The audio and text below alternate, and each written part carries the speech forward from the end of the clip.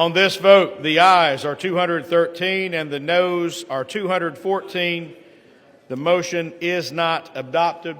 Without objection, the motion to reconsider is laid on the table.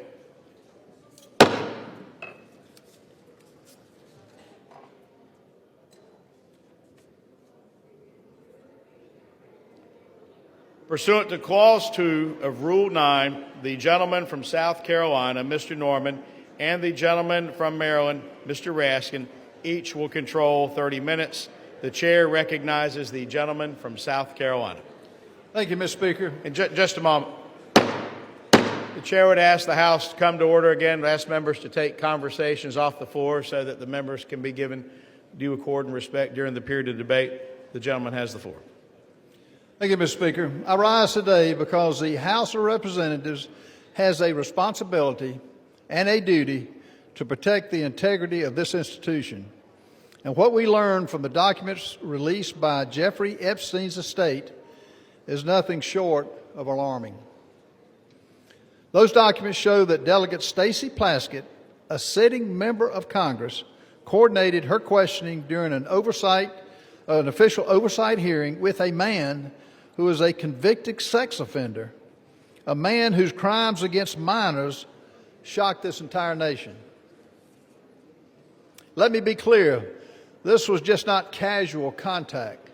There were deliberate communications, and they shaped her official line of questioning in a congressional hearing. The American people expect honesty. The American people expect integrity and judgment from their elected officials. They expect members of Congress to conduct themselves with one word: decency, not to seek advice from a predator who exploited minor children. This resolution does not accuse. It acknowledges what is documented. It censures Delegate Plaskett for her conduct, removes her from the Intelligence Committee, where her judgment is paramount, and directs a full investigation into the extent of her relationship with Mr. Epstein. Some will try to spin this as politics, but protecting the honor of this body is not partisan. It's not Democrat. It's not Republican. Standing against a convicted predator's influence in our proceedings is not partisan. It's basic decency. We cannot pretend this didn't happen. The American people deserve better. Speaker, I reserve. The gentleman reserves. The gentleman from Maryland is recognized. Thank you kindly, Mr. Speaker. I yield myself such time as I may consume. The gentleman is recognized. And I rise in opposition to this resolution. We're here today on the floor to support the complete disclosure of information related to Jeffrey Epstein and his billion-dollar international child sex trafficking ring. And our side of the aisle, at least, supports the release of information relating to anybody who had anything to do with it, whether they're a Republican, a Democrat, an independent, or what have you, period. We insist on complete, full disclosure. This resolution has nothing to do with that. This seems to me to be one more pathetic effort to distract and divert attention from the fact that the president's name appeared more than 1,000 times already in the small fraction of material released on Epstein, and from the failure of the majority to move to disclose this information. And it is this bipartisan group that we've had behind the discharge resolution which has insisted on bringing this to the fore, and we've got nothing but obstruction, opposition, resistance, evasion, distraction, and diversion from the other side. And now we get one more resolution like this. The resolution actually proposes a disciplinary censure against Representative Stacey Plaskett, but amazingly alleges no misconduct. It does not allege the violation of the Constitution. It does not allege the violation of a federal law or a state law or local law. It does not even allege a violation of the ethics rules of the House of Representatives, and yet they want to censure her and throw her off of her committee. This, a distinguished former federal prosecutor, diligent public servant, representative of the people of the Virgin Islands. Now, criminal justice has two parts to it. One is insisting upon legal accountability for people who do wrong. The other part of it is due process, which may be the two most beautiful words in the English language, certainly the two most beautiful words in the Constitution of the United States. It's due process that protects all of our freedoms and our rights against the arbitrary power of government and the will just to punish somebody without any process at all. But that's exactly what's going on here. Think about it. Ghislaine Maxwell had due process. She had a right to counsel. She had a right to hearing. She had a right to hear the evidence against her. She had a right to put on her case. She had a right to cross-examine. She had a right to a neutral, impartial tribunal. She had a right to unanimous verdict of a jury. And all of that she had, and she was found guilty.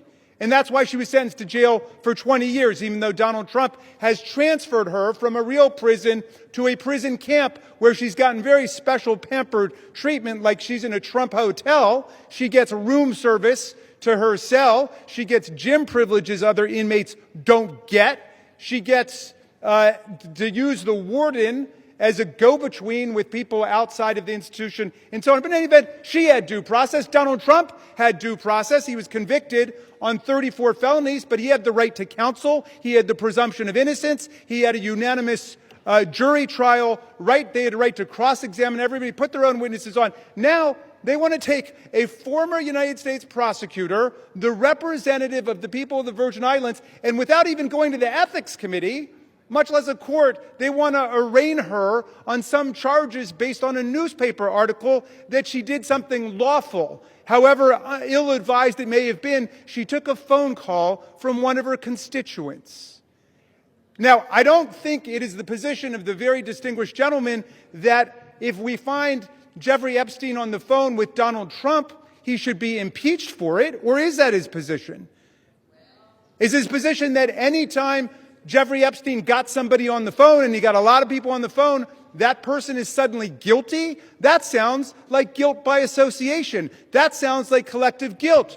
Our minority whip introduced a perfectly reasonable amendment to say, let's refer this to an ethics committee. Let's have a real hearing. They didn't want to have a real hearing. They want to rush to judgment. Why? So there can be some headline that will please Donald Trump tomorrow instead of a unanimous statement, or forgive me, I think the distinguished gentleman from Louisiana may have dissented, but an otherwise unanimous verdict of the House of Representatives that the American people want all the files open. We've had enough of the cover-up. We want all of the truth. We want the survivors and the victims to have the possibility of accountability. Well, they want to give them another headline, which is that they've arraigned a Democratic member for taking a phone call from her constituent, Jeffrey Epstein, in the middle of a hearing. And of course, I don't think there's any rule here against taking phone calls in a hearing. Now, if you want to actually give her the chance to explain what happened, then we would take it to the ethics committee. I still don't see what the charge is.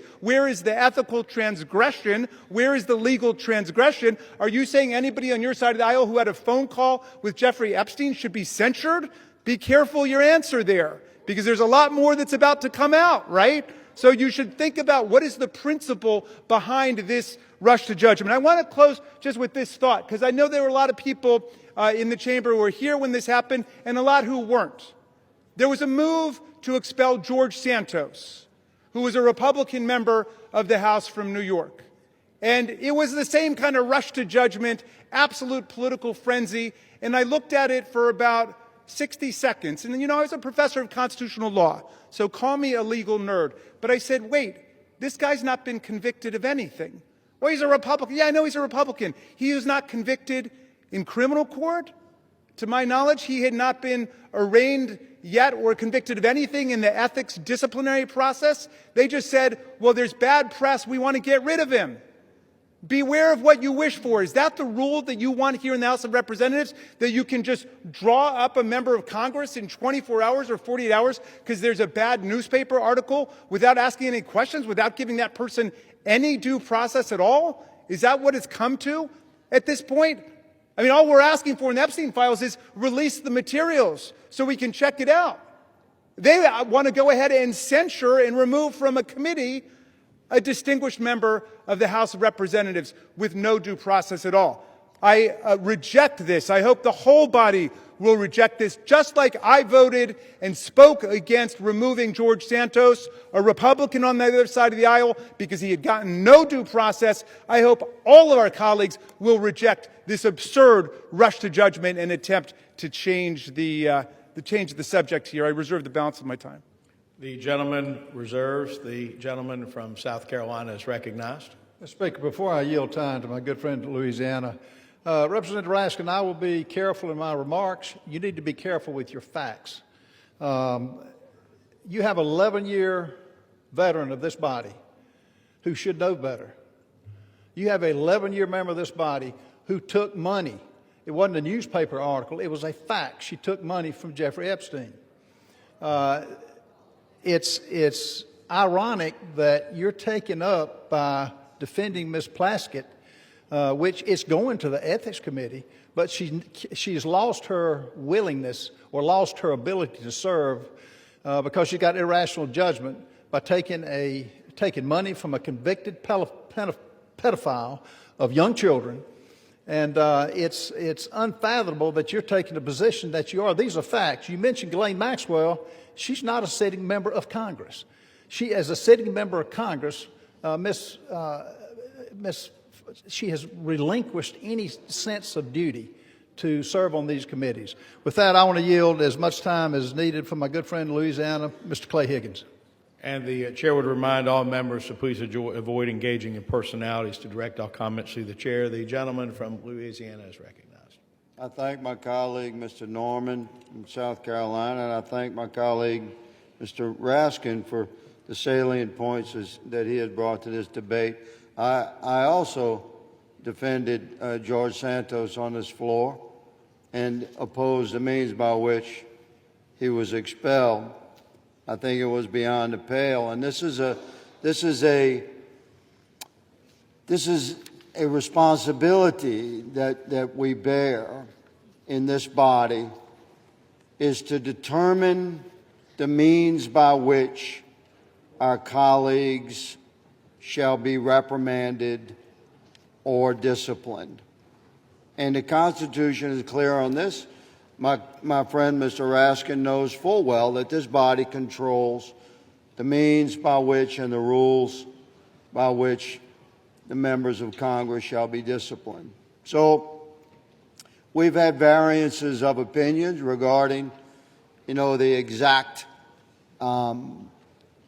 disciplinary actions that should be embraced or rejected, member by member. But let me say that in this case, Ms. Plaskett's receiving text messages, this was so alarming to me. When I saw this and read it, I didn't believe it. I say to my friend, I thought perhaps it was media from a satirical site. It couldn't possibly be true, because we all know that a text message, a text exchange is rather intimate in the realm of communications. And to pierce into an actual congressional hearing for a member of Congress to receive and respond to a text message during a hearing, that is quite familiar, is it not? And this was shocking to me, that a member of Congress would be exchanging text messages directly with Jeffrey Epstein in 2019, at which time he was being prosecuted federally by the first Trump administration. He had received some nature of a sweetheart deal back in 2007 and avoided federal prosecution by pleading no contest to some level of state prosecution, where he was sentenced, Mr. Speaker, to 13 months. My understanding, he did 11 months, and at the easiest time that could be done. He walked every day during the day on a work release program. So that sweetheart deal, let me say, should be looked at. And now, to my horror, who has come to light that should be looked at? What was her involvement? Was there some involvement then? She's a good lady from the Virgin Islands. Where did Jeffrey Epstein live? In the Virgin Islands. She was a constituent in 2019. Was she a friend in 2007? During her service to the DOJ, which my friend has brought up, was there any interactions? These are the questions we have. The good lady from the Virgin Islands has crossed the threshold of reasonable suspicion, and therefore she should be investigated. During said investigation by ethics, and I would recommend by DOJ, and I would recommend by oversight and judiciary committees. Meanwhile, she should absolutely be removed from the House Select Committee on Intel. This, Mr. Speaker, is my position. I presented without note for the betterment of the debate of this body, and I yield my time back to the gentleman from South Carolina. I reserve. From South Carolina, the gentleman from South Carolina reserves. The gentleman from Maryland is recognized. Thank you, Mr. Speaker. It's always a pleasure to hear my friend from Louisiana. Both of the Republican speakers have said this demands an ethics investigation. I think Mr. Higgins just said it should be investigated by oversight and by judiciary, as well as by ethics, as well as by others. This resolution censures her and punishes her before there's been 1 day of investigation. There's been no investigation at all. That was the whole burden of the minority whip's amendment. It was to say, let's have an investigation, refer it to the Ethics Committee. That's why the distinguished gentleman from Louisiana and I both voted against, and we got a majority to vote against censuring or expelling even George Santos without any ruling by our ethics disciplinary body. Isn't that putting the cart before the horse? I don't get it. I wish one of you could explain that to us, why we should censure her before there's been 1 day of actual investigation. If being on the phone with one of our constituents, even an evil, sinister force like Jeffrey Epstein, and of course, he has said that he considered Donald Trump the most evil person he ever met. He said, without a redeeming bone in his body. So I agree, people can say different things, but Jeffrey Epstein, to me, disgraced himself. But in any event, people want to know, well, what were the contents of that conversation? Why was Ms. Plaskett doing that? I'm sure she's got a good explanation. We're talking about a distinguished lawyer and federal prosecutor who was in the middle of a hearing, which is something that members do all the time, is to talk to people in hearings about different things. But let me ask, if it's now the standard that just to be on a phone call with somebody establishes guilt by association, what about all the members of this body or of the U.S. Senate who were on the phone with January 6th insurrectionists and President Trump and his associates who were trying to block the certification of the election as people were chanting, "Hang Mike Pence"? A lot of phone calls, a lot of traffic going on. In fact, that's why our Republican colleagues dealt themselves $1 million cash payoff bonanza provision in the most recent Republican spending bill. They put that in there because their phone records had been subpoenaed lawfully by a grand jury. They were treated like every other American citizen because their names came up as potentially being involved in that conspiracy to somehow shut down proceedings in the House and the Senate.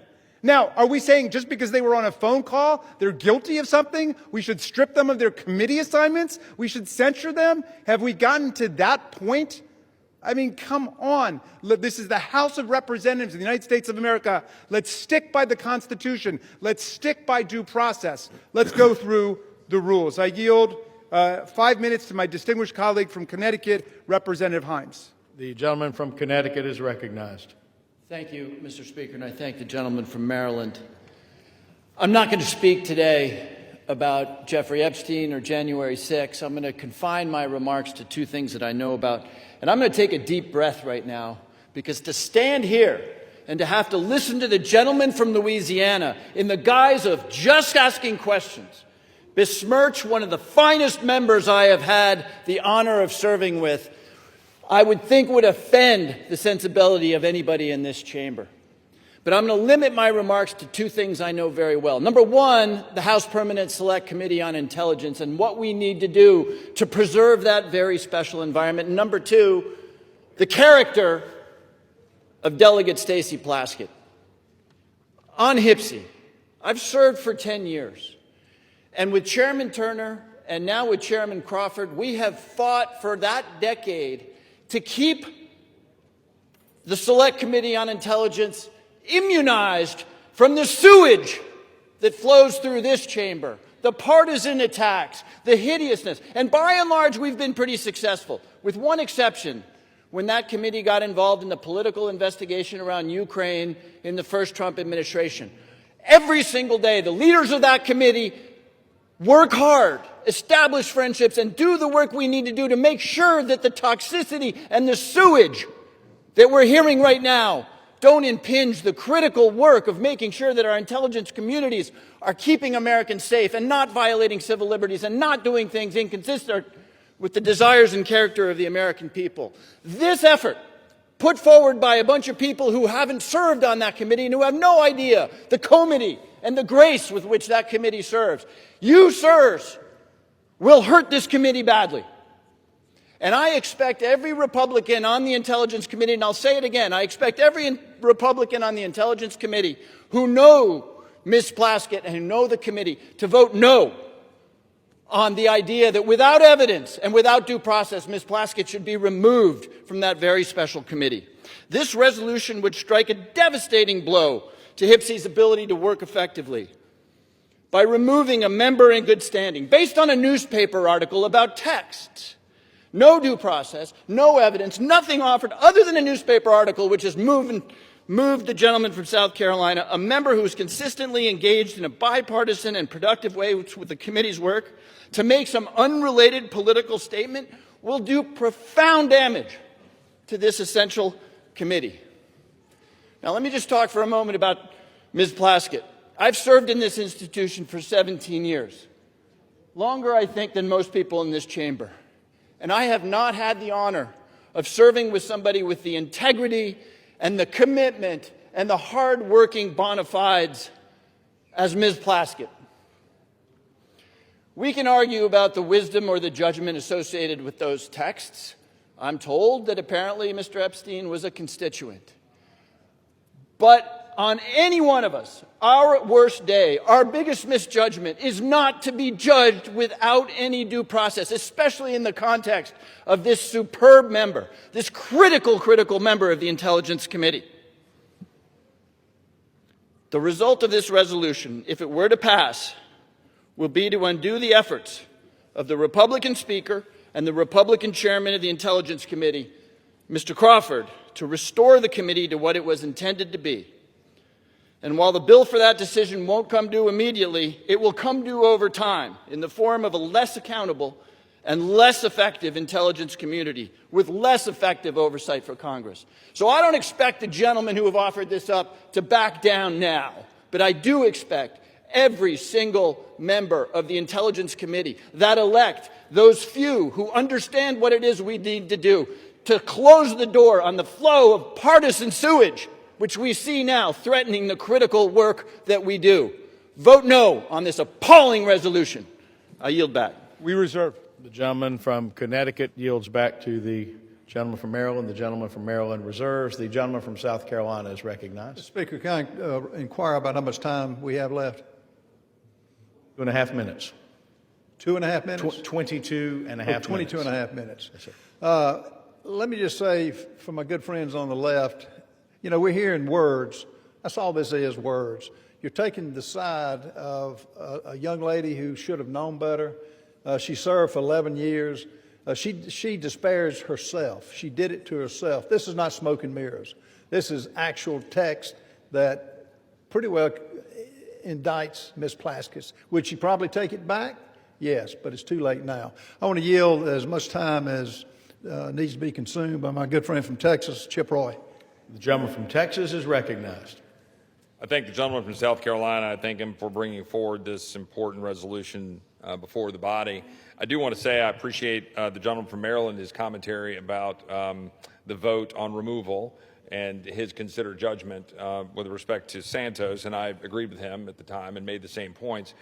I want to align myself with the remarks from the gentleman from Louisiana, but I want to note in doing so, and I think the gentleman from Maryland has shown respect to, I think, the judgment of the gentleman from Louisiana about his being the sole vote on the issue before this body before with respect to what we're making public because of the gentleman's, I think, very real concerns about what it might mean for victims. And we had that debate and a colloquy back and forth in the Judiciary Committee a few hours ago about what we can do to ensure victims are protected and so forth as we all go forward in what I believe is a unanimous view that we should go seek out truth and justice here with respect to Epstein and anybody associated with him and them and the nefarious affairs involving Jeffrey Epstein. The reason that I support this resolution is, and I would note that my colleagues on the other side of the aisle, they could have tabled this resolution. They chose not to table it. They chose to refer it, which suggests to me that there's a recognition that something here is not particularly good, that we've got a sitting member, in this case the delegate from the U.S. Virgin Islands, who was sitting in the Oversight Committee. And I'm actually a particular interest here because I was the one doing the questioning. Apparently my questioning was so riveting that she was engaging in text messages back and forth at that moment. While I was questioning Mr. Cohen, the gentlelady was engaging in this back and forth on text messages with Jeffrey Epstein. Now, again, I've listened now for months. My colleagues on the other side of the aisle disparage and try to impugn the character of the President of the United States and other members of the administration in connection to an investigation of Jeffrey Epstein, which the President, his administration in 2019, they indicted Epstein. They actually moved forward and federally indicted him in 2019. Ghislaine Maxwell was arrested by the Trump administration. And I know the gentleman from Maryland will go on to say that the Biden administration then carry forward that arrest and indictment into prosecution. True. But it was, in fact, the Trump administration that did what had not been done for a long period of time by taking forward that indictment. So I've been listening to all of the preaching by my friends on the other side of the aisle about how any association, anything to do with Jeffrey Epstein is somehow the dispositive moment here in terms of determining the character of this administration or what they're doing or not doing when they're leaning in to try to seek the truth. Where tens of thousands of pages have been released by Jamie Comer and 13 subpoenas has all been put out. So now the House just voted to have greater transparency. Time will tell what that means in terms of what the court does and how they deal with grand jury secrecy and what they do to continue to redact and protect victims' names under existing laws and how the courts treat that. That's going to be a process, as the gentleman likely knows, right? This is going to be determined as to what gets released and how. But here we have the gentlelady sitting in the Oversight Committee texting with a known convicted felon, a convicted pedophile that was very public and known, had served jail time, and is engaging not just in texts that were trivial, but texts involving advice about her questioning of Michael Cohen, all designed to figure out how to get Michael Cohen to be able to somehow go after Trump or Trump's advisors or people around the president. That, to me, is what we talk about with censure, which is contemplated, of course, in our rules and in the structure. The gentleman talked about the Constitution. We're not removing her. We're simply saying censure.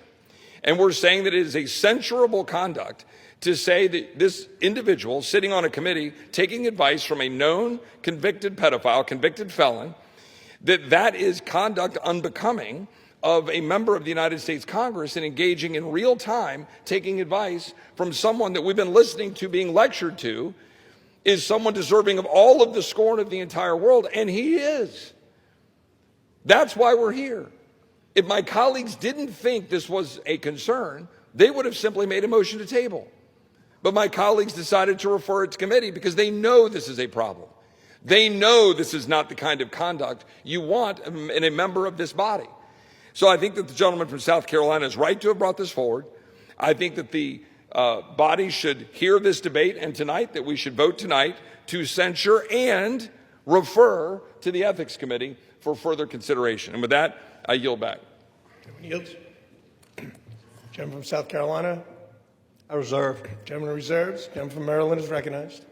Thank you, Mr. Speaker, and thank you to my friend from Texas for those remarks. I'm afraid all of them dance around the central issue, which is the good congressman knows how due process works in America. There are facts that are adduced first. There's an opportunity to be heard on both sides. There's due process, there's consideration, then there's judgment.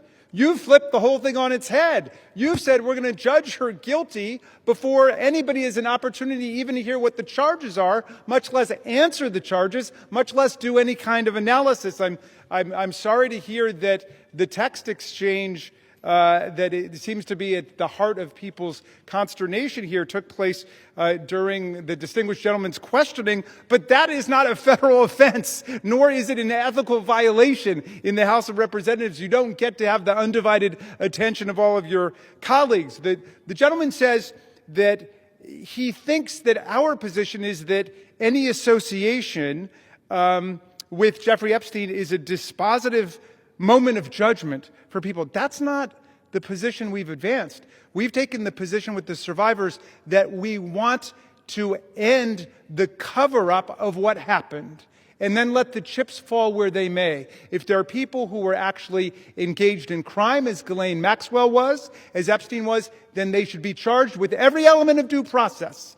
If they happen to be a waiter or a waitress who works at an event, they're not guilty of anything. That's what due process is. We're able to sift through and figure it out. But your rush to judgment isn't even giving anybody a chance to know what the charges are here. It's the most extraordinary thing I've ever seen. I'm going to yield now to Delegate Plaskett herself, the distinguished representative from... Oh, I'm sorry. First, we've got Representative Crockett from Texas for 2 minutes. Thank you so much. This is a distraction to take away from the fact that the guardians of pedophiles is literally trying to protect pedophiles. The president is a convicted felon and an accused sex offender. Stacey Plaskett hasn't been accused of either. So what are we actually here talking about?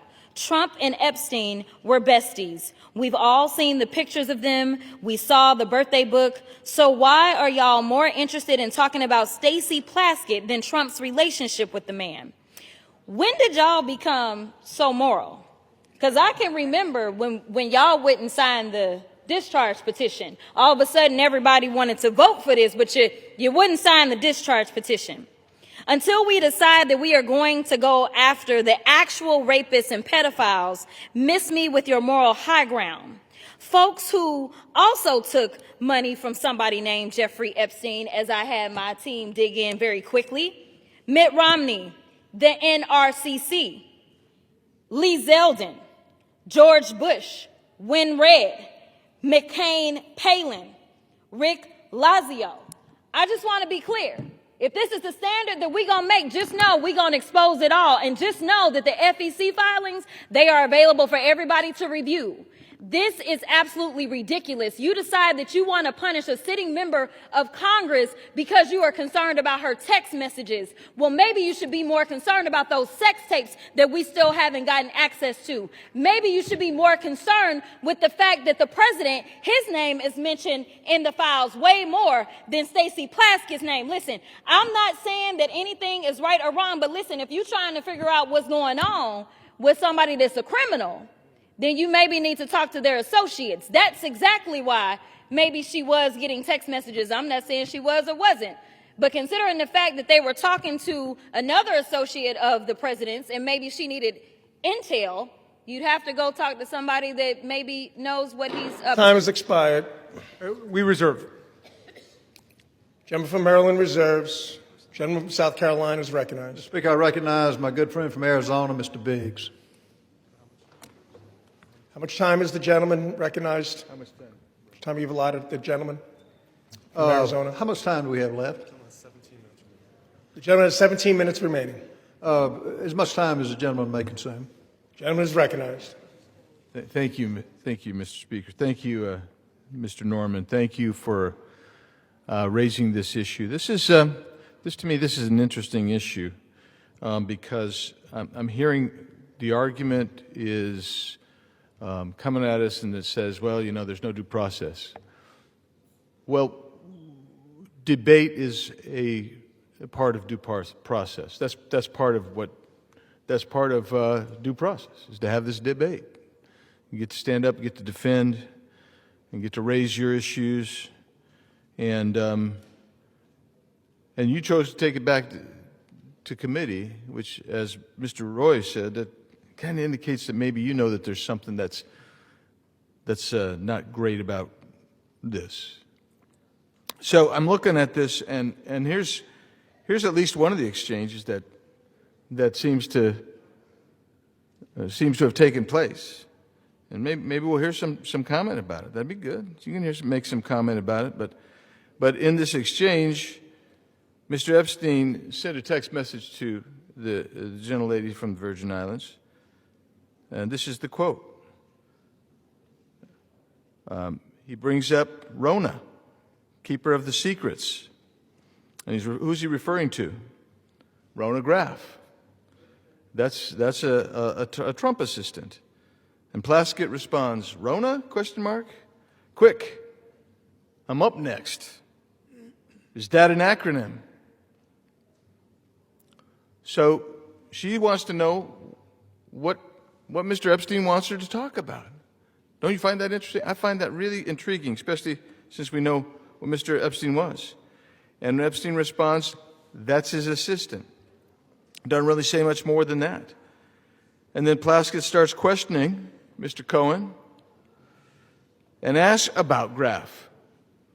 So not only was she texting, having this communication with Mr. Epstein, she's asking Mr. Cohen what Mr. Epstein wants her to ask. Another text says, from Epstein, good work. That's after she wraps it up. All of this seems to be very interesting. And I'm sorry, I don't breathe the rarefied air of the Intelligence Committee. I don't. I'm just a regular guy and a member of the House. That's all. So I don't know about that rarefied air, and I guess I'm part of the sewage. That Mr. Himes said. Yeah. Thanks for agreeing with me, Ms. Plaskett. So she's got us down. Unless you're in the Intelligence Committee, you're crap. That's what the Intel Committee says. But here's the deal. When you're sitting there in a sitting committee and you're having communications with a convicted sex offender, and you're taking their advice on how to ask questions, maybe you got a problem. Maybe your problem is that you've brought disrepute on the House. And this isn't from the articles. This is from the 10,000 pages or so released last week from the Oversight Committee that they received from the Epstein estate. This isn't fishing around. This is coming from real evidence. So I sit here and I listen. Oh, you know, she's the finest member that ever walked the planet, man. That's what you heard. But the bottom line is this.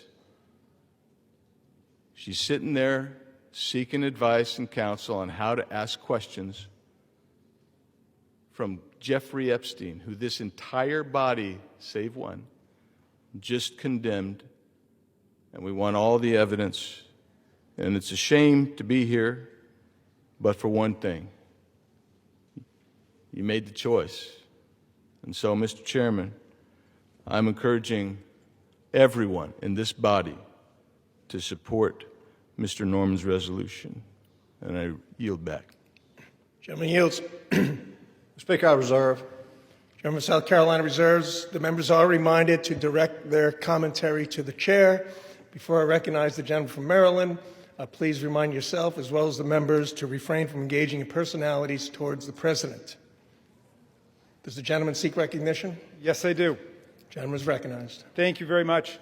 I want to remark that yet one more member says we should go ahead and censure her, and then we should do a complete investigation. I think any fifth grader in America knows that's the exact opposite of what due process means in America. We don't punish people before we have investigation and the opportunity to be heard. I yield 6 minutes now to the distinguished gentlelady from Virgin Islands, Representative Plaskett. Thank you so much to Mr. Raskin, to my former professor in law school, and I want to address the body. I first want to give you all a sense of what was happening that day. Everyone knows at that hearing in February, the entire country was watching. As Michael Cohen decided he was going to finally give up information about what was happening in the Trump world, the Trump enterprise. And at the beginning of that hearing, the ranking member, Jim Jordan, had the disrespect to Elijah Cummings, may he rest in peace and his name be a memory, after not allowing Mr. Jordan to shut the committee hearing down. And I turned to Mr. Jordan and told him to have respect for the chair and to basically shut up. And that moment went viral. And I began to get innumerable texts from friends, from foes, from constituents about what was happening in that hearing.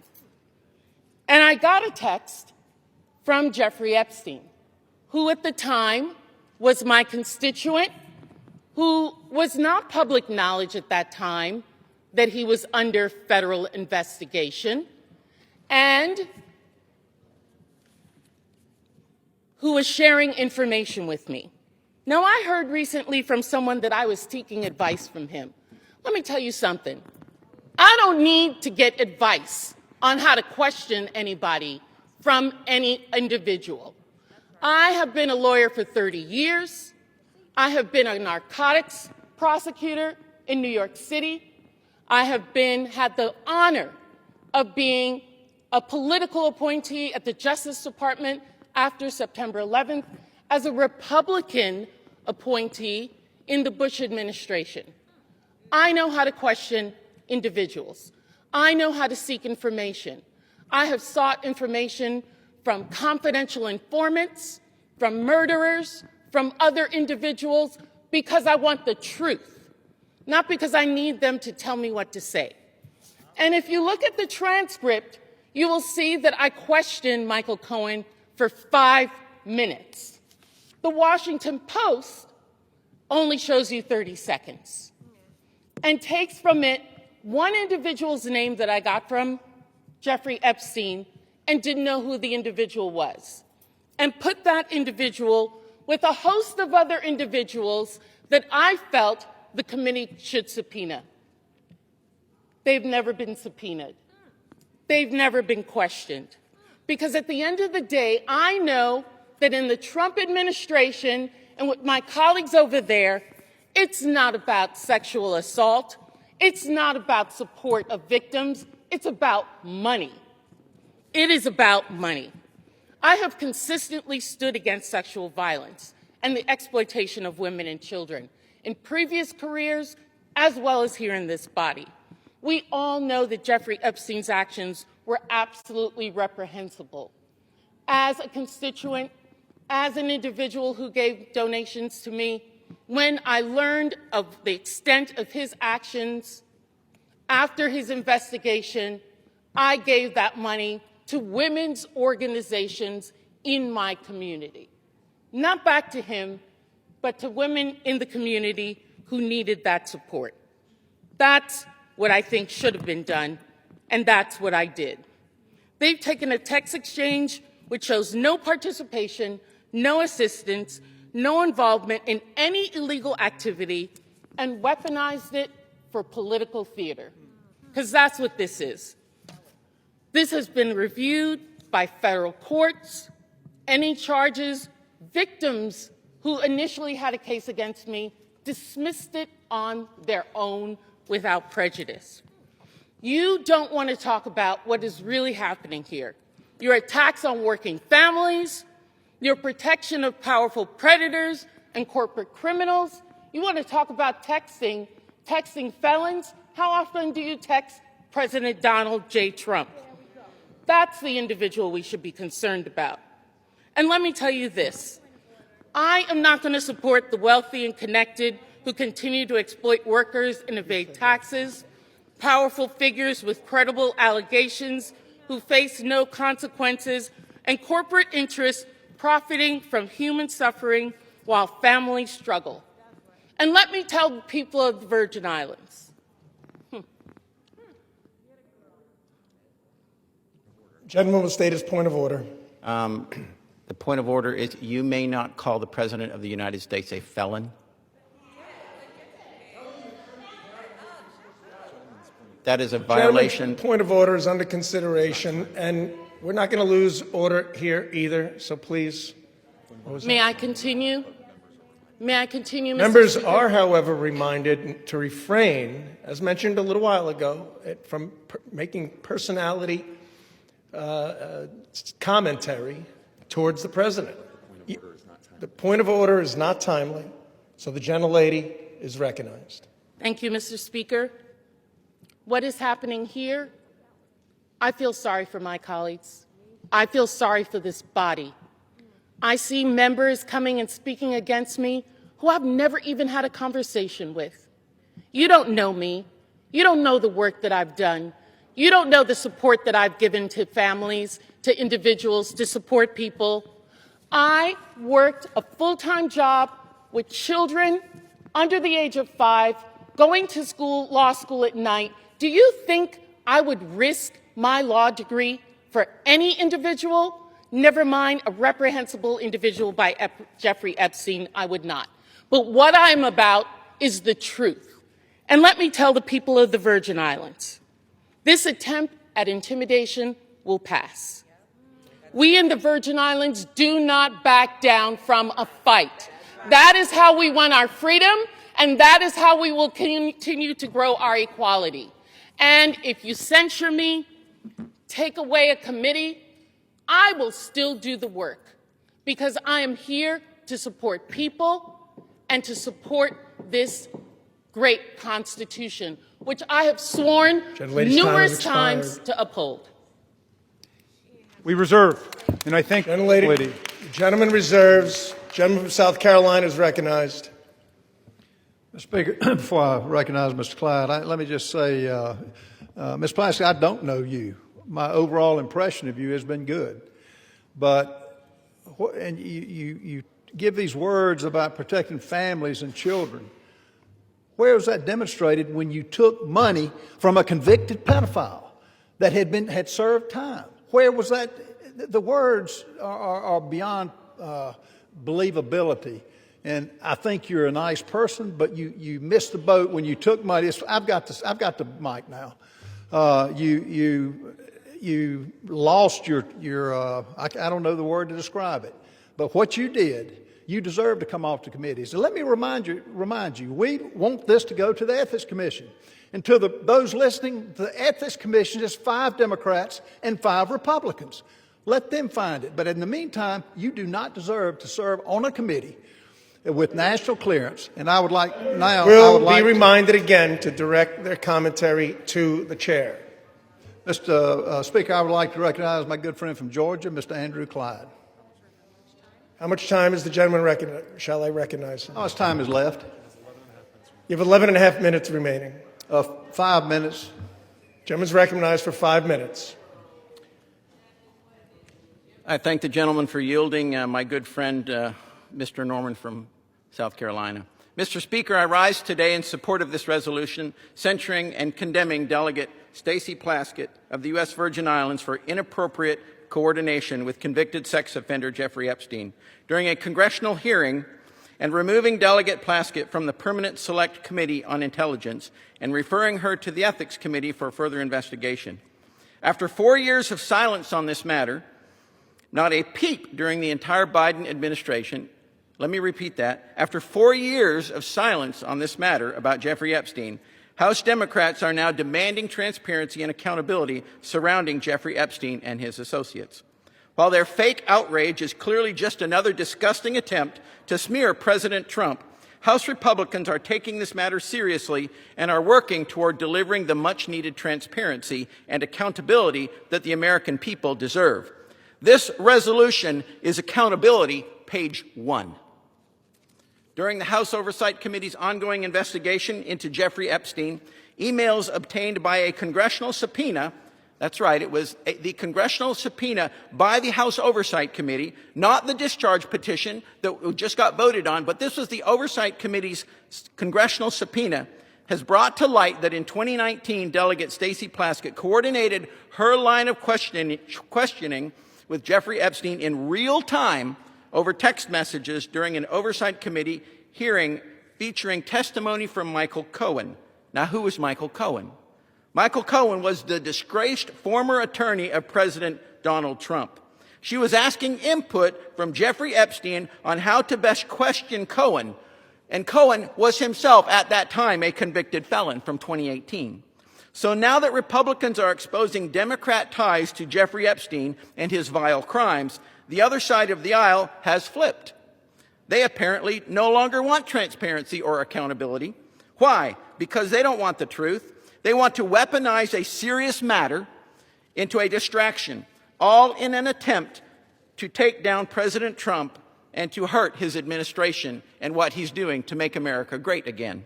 The actions taken by Delegate Plaskett reflect poorly on the House, and this body needs to hold her accountable.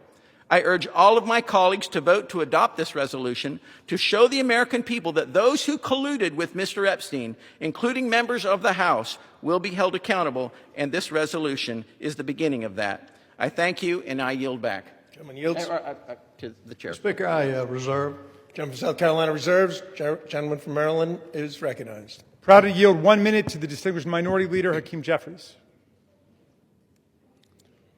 Minority Leader is recognized. Thank you, Mr. Speaker. I thank the distinguished gentleman, my good friend from the great state of Maryland, the ranking Democrat on the Judiciary Committee, for yielding. I rise today in strong opposition. This resolution, this effort to censure Delegate Plaskett, to rip away her membership on the Intel Committee, is nothing more than a political stunt by a desperate, failed candidate for governor, trying to pander to the people back in South Carolina. Nothing more than that. You want to make the statement about who's brought disgrace to the House? The actions of this House Republican majority have brought disgrace to the House of Representatives from day one of this presidency. The reality is, if you want to talk about fealty to the Constitution and things of that nature, the House is a separate and co-equal branch of government. You don't seem to understand that. You functioned from the very beginning of your so-called majority, Mr. Speaker, not as a check and balance on an out-of-control administration, but as a reckless rubber stamp for Donald Trump's extreme agenda, and you are failing the American people. You failed to keep your core promise. Your core promise to the American people was that you were going to lower costs on day one. Costs haven't gone down here in the United States of America. Costs have gone up. The Trump economy is a complete and total failure. It's a disaster. The American people are hurting. And so every week, you come to the House floor now that you've returned from your 7-week taxpayer-funded vacation and come up with another stunt to try to distract the American people. Or perhaps you were ordered by your puppet master, Donald Trump, who wants to distract the American people today, because his effort to suppress the Jeffrey Epstein files has failed spectacularly. We believe in transparency. We believe in accountability. We believe in due process. That's the opposite of what is happening on the floor today. And let me be very clear about Stacey Plaskett. She's a woman of great intelligence and a woman of great integrity. And she deserves better than what she's receiving from House Republican extremists. She deserves the opportunity to be heard. She deserves due process.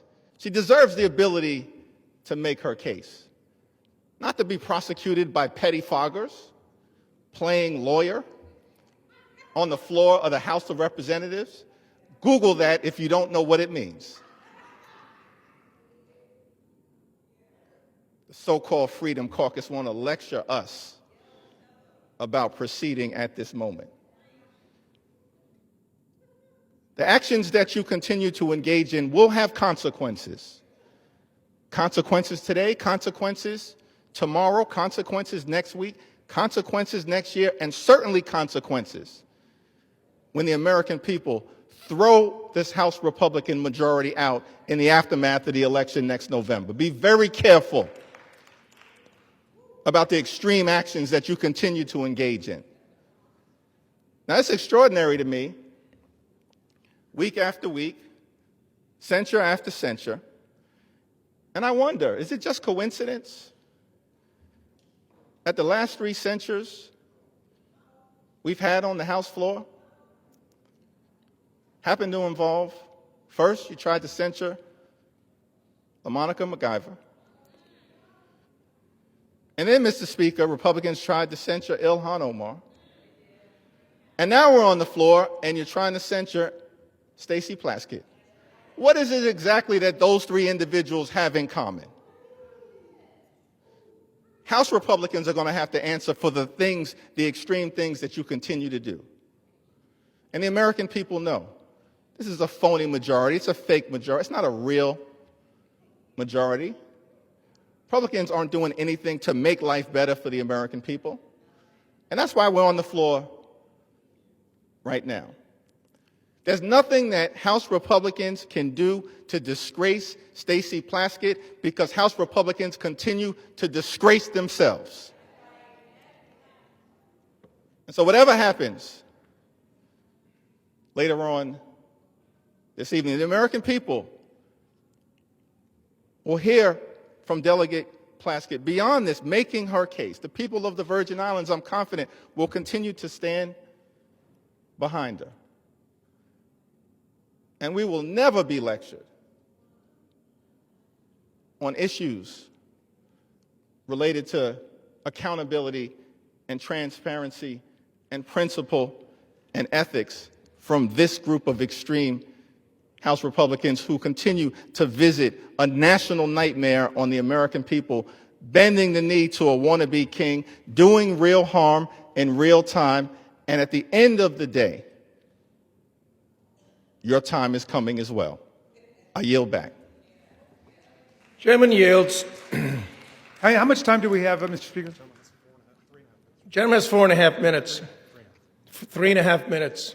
All members are again reminded, including Minority Leader, to direct your comments to the chair. All members are again instructed, including Minority Leader, to refrain from engaging in personalities towards the President. The gentleman from Maryland seeks recognition. No, we'll reserve. Gentleman from Maryland reserves. Gentleman from South Carolina. Speaker, I find it interesting that the Minority Leader mentioned that, got a not really a majority. I will tell you, 77 million people are a majority. They rendered the consequences to elect the president that has revived this country from a disaster 4 years under the Biden administration. Let's go back under a little bit of history here about the hearing. The messages show that Plaskett texted Epstein before the hearings that started that day at 7:55. She texted him, the sex offender, the predator on the children she says she protects. They had comments like she told Ms. Plaskett talk about his grades. She mentioned that she had a great-looking outfit. This is from Mr. Epstein. In 10:40, she broadcast a feed cut to Ms. Plaskett showing her moving her mouth as if she was chewing something. And Ms. Plaskett mentioned that she had multiple texts. Well, according to the records, and I don't know how many of her texts came from those convicted of felonies, but on at 2:25, Epstein sent 2:25 minutes before Plaskett began questioning Cohen at 2:28. Epstein messaged back, "Good work," at 2:34, 1 minute after Plaskett finished her question to Cohen. So the whole 5 minutes was pretty much conducted under the direction of a convicted pedophile. And this dialogue, Ms. Plaskett was reached by phone Thursday. Plaskett declined to answer questions about the text messages and directed all inquiries to congressional staff. Plaskett's chief of staff said Thursday she was not in a position to confirm or not whether the Congresswoman was texting with Mr. Epstein at the hearing. She did not respond to follow-up questions. Bottom line, these are facts. These are text messages. This wasn't smoke and mirrors. So it's interesting that they're taking that tact. But, Mr. Speaker, how much time do I have left? Gentleman has 6.5 minutes remaining. I reserve. Gentleman from South Carolina reserves. Gentleman from Maryland. I'm yielding 1 minute to the representative from New York, Ms. Clark. Gentlelady is recognized. Mr. Speaker, I rise today on behalf of the Congressional Black Caucus, the conscience of the Congress, in strong opposition to this resolution.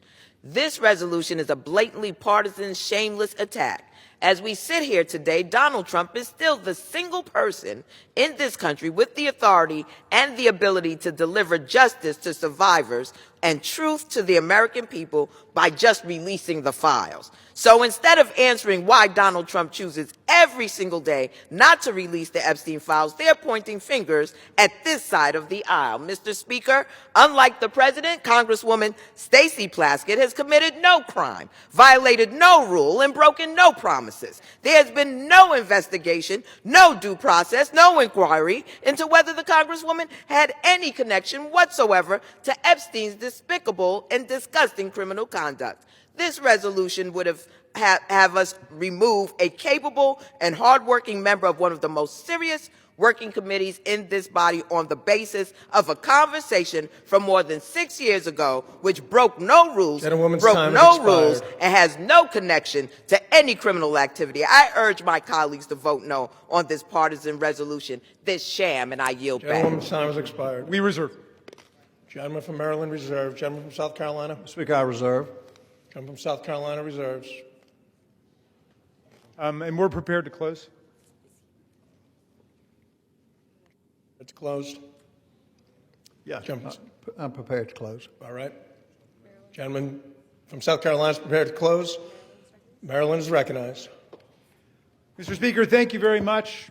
I want to start by addressing the young people who appear to be in the audience this evening, because I'm afraid some of my arguments are lost on some of our colleagues across the aisle suffering from Trump derangement syndrome.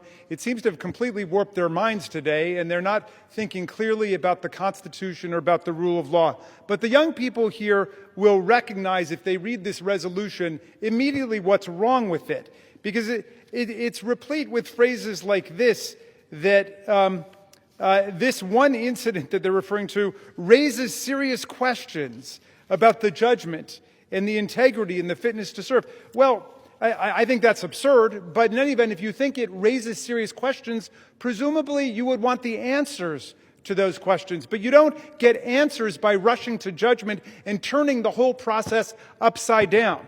This resolution starts by saying we censure her, we remove her from committee, and the very next component of it says we direct the Committee on Ethics to conduct an investigation. That is the opposite of due process, and I hope at least future generations will understand that's not how we hold people accountable, whether it's under criminal law, under civil law, or under an ethics process, which they purport to want to be launching here. Again, go back to the George Santos standard. The reason we voted against just hanging him out to dry and censuring him and expelling him is because the process hadn't happened yet. And Democrats and Republicans together did it, but they're thinking in solely partisan terms. Even Matt Gaetz, accused of having sex with a 17-year-old, was never censured by the House of Representatives. Even with Speaker McCarthy and others condemning him for what he did, we did not censure him. Think about what you're doing to the precedents of this body by trying to attack Ms. Plaskett. And let me just close with a personal thought. I wasn't going to bring it up because I didn't want to embarrass her, but she was one of the 3 finest students I ever had in constitutional law. She was a straight A student in the early 1990s. She's a straight A student in the 21st century. I'm proud not only that she was my student, but that she's my friend and that she's my colleague, and you don't disgrace us in any way. You go to work every day for the people of Virgin Islands, and we're proud of you. With that, I'll yield back. Gentleman yields. Gentleman from South Carolina is recognized. Mr. Speaker, I find it interesting that the president is occupying the minds of my good friend on the left rent-free. And it's interesting they bring him up every time, and keep doing it. Keep doing it. This president's got a record that is second to none. And I hope our listeners in the audience can distinguish between just words and babbling on when they reject the facts of what's been presented. Texts don't lie. And they can offer all the excuses. And I do think Ms. Plaskett is a nice lady. She made a mistake here, a bad mistake. She took advice from a convicted pedophile that is indefensible in this discussion here today. Mr. Speaker, I've listened to my colleagues defend the indefensible. I've heard everything from this is old news to this is just politics. But not a single person has disputed the key fact. Written records in Epstein's own estate documents show Delegate Plaskett sought his input for an official hearing. This is the issue. That alone. Everything else is just noise. This chamber cannot overlook that a sitting member of Congress coordinated with a convicted sex offender to prepare questions for an official proceeding. Imagine telling the American people that that's acceptable. Imagine explaining to parents all across this country that Congress sees no problem with relying on the counsel of a predator of our innocent children. Some of my colleagues want to blur the edges, soften the facts, or bury this under procedural fog, noise as I call it. But sunlight is the best disinfectant, and accountability is not optional. This resolution is not excessive at all. It is appropriate. It is measured. It is necessary at this time. The question before us is very simple. Do we uphold a minimal standard for ethical conduct, or do we just shrug and say, well, maybe next time? Mr. Speaker, the public deserves better. The House deserves better. The American people deserve better. I urge adoption of this resolution, and I yield the balance of my time. Gentleman yields.